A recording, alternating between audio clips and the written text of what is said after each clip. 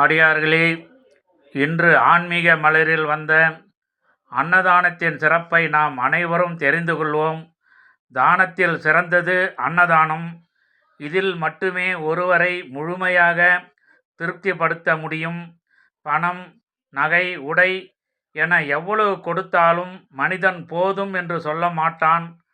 சாப்பிடும் பொழுதுதான் வயிறு நிறைந்து போதும் என்று சொல்வான். உயிரையும் உடம்பையும் சேர்த்து காப்பது அன்னம்தான். உண்டி கொடுத்தோர் உயிர் கொடுத்தோரே என்கிறது மணிமேகலை காப்பியம்.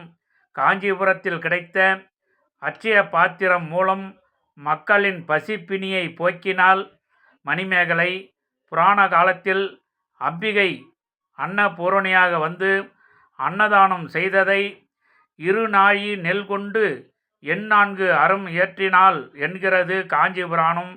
எனவே அன்னதானம் செய்து அன்னபூரணி அருள் பெற்று நாமும் நலமாக வாழ்வோம். அனைவரும் நலமாக வாழ அன்னபூரணி அம்மாளிடம் பிரார்த்தனை செய்வோம். அடியார்களே, முடிந்த அளவு நாம் அன்னதானம் செய்வோம். அன்னதானம் செய்வதால் 27 தலைமுறைக்கு புண்ணியம் கிடைத்து நாமும் நலமாக வாழ்வோம். நமது சந்ததியும் நலமாக வாழ இந்த புண்ணியம் உதவி செய்யும். இந்த நல்ல தகவலை அனைவருக்கும் பார்வடை செய்யுங்கள். அனைவரும் அன்னதானம் செய்து அதன் சிறப்பை தெரிந்து அன்னதானம் செய்து அனைவரும் நலமாக வாழட்டும். திருச்சிற்றம்பலம், தில்லையம்பலம்.